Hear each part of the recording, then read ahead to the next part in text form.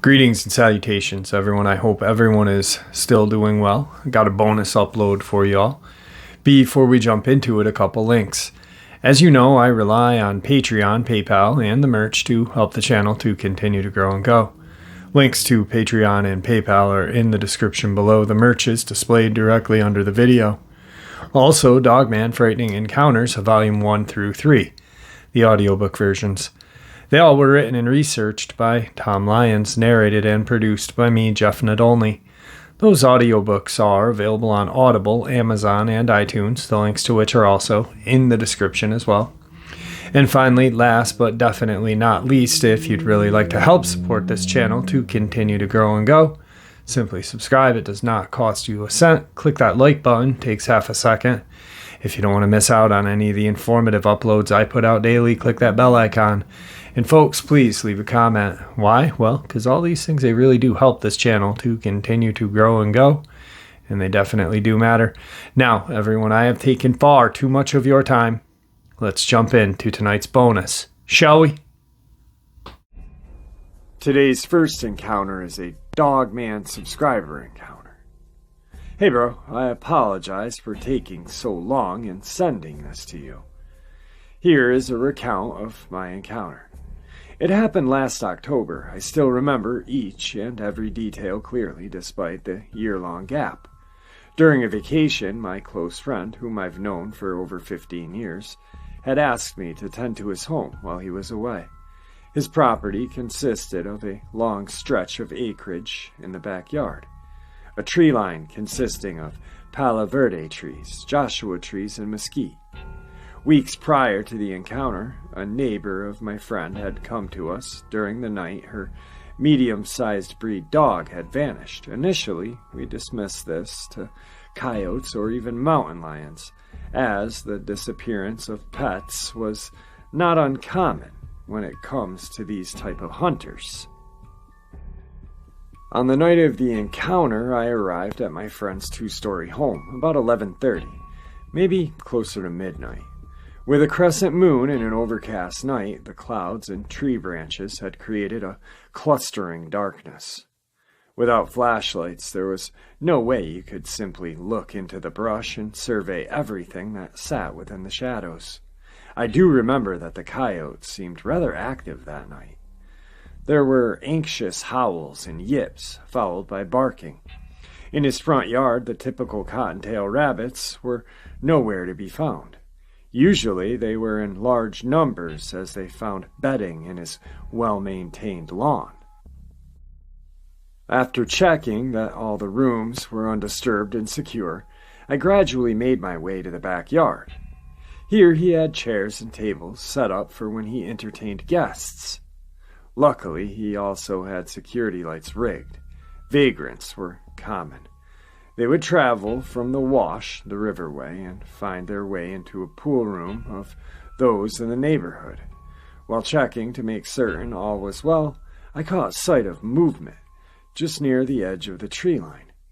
Believing this to be the aforementioned vagrant, I shouted out, expecting a response or to see someone flee. Instead, I heard a deep growl. At first, I thought this could possibly be a stray dog or even a coyote. Shouting again, another growl was given in response. This one was deeper, more of a bellow that sounded like a mix of a dog's snarl and a human groan. The sound traveled right through my chest and roused a fear that I had never known before. Now, at this point, I wanted to run, but my brain was rooting me in place. From the tree line, there was a noxious odor that I can only describe as a combination of feces, wet fur, and rotting meat. Through luck, or the grace of God, the security lights triggered on. From behind the branches of the tall mesquite tree, I caught a glimpse of fiery amber eyes staring back at me. Still incapable of moving, I could only watch as whatever this was slowly moved forward from the shadows. It was at this point that I feel it must have known what security lights were used for. Halting at the utmost edge of the tree line, this thing slowly lumbered forward, only to rise up on its hindquarters. Caught eye to eye with this thing, I still remember hearing a sickening pop-crackle noise as it stood erect. There was a gnashing sound that I know was this thing's grinding its teeth together. Avoiding eye contact as best as I could, I simply stood rooted in place, not daring to attempt to flee or so much as scream. This thing and I stared for a time that felt like it stretched on for eternity. Its ears rose and fell, its lips peeled back, allowing it to bare its fangs. All too suddenly it charged forward, only to stop within 15 feet. We measured the distance the following day. Now neither this thing simply wanted to see how I would react, or if it was gauging whether or not I was a threat. Seemingly satisfied, the creature slowly backed through the brush. All the while I could hear branches and twigs being snapped before this thing was gone from view.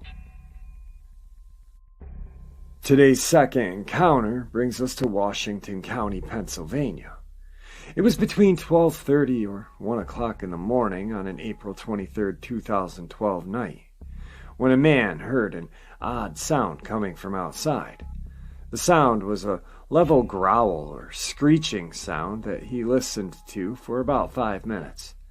The sound seemed as though it was just outside of his window. He was intrigued by the odd noise. He awakened his wife to see if she could recognize what type of animal it was, or where it might have originated from.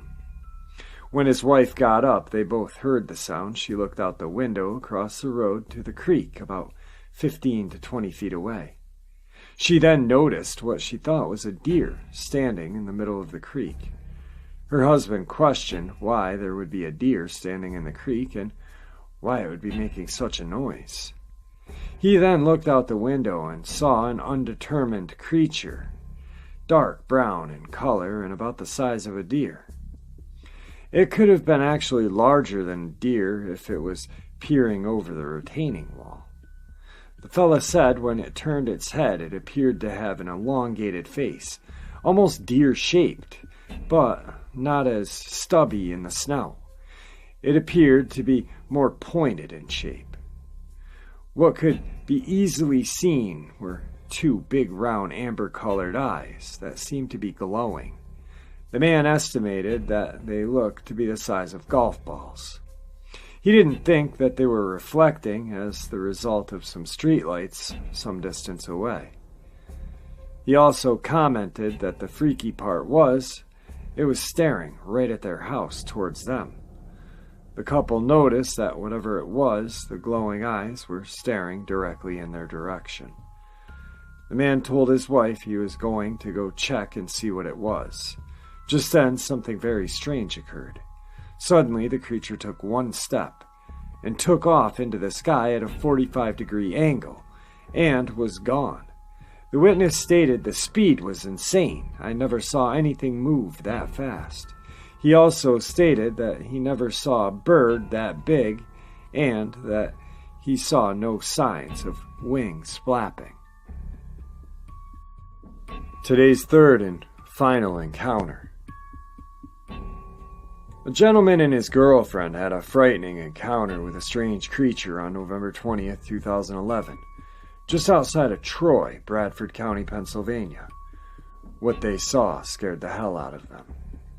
It was about 11:05, and they were driving onto Mud Creek Road, traveling west towards Highway 14, just near Troy.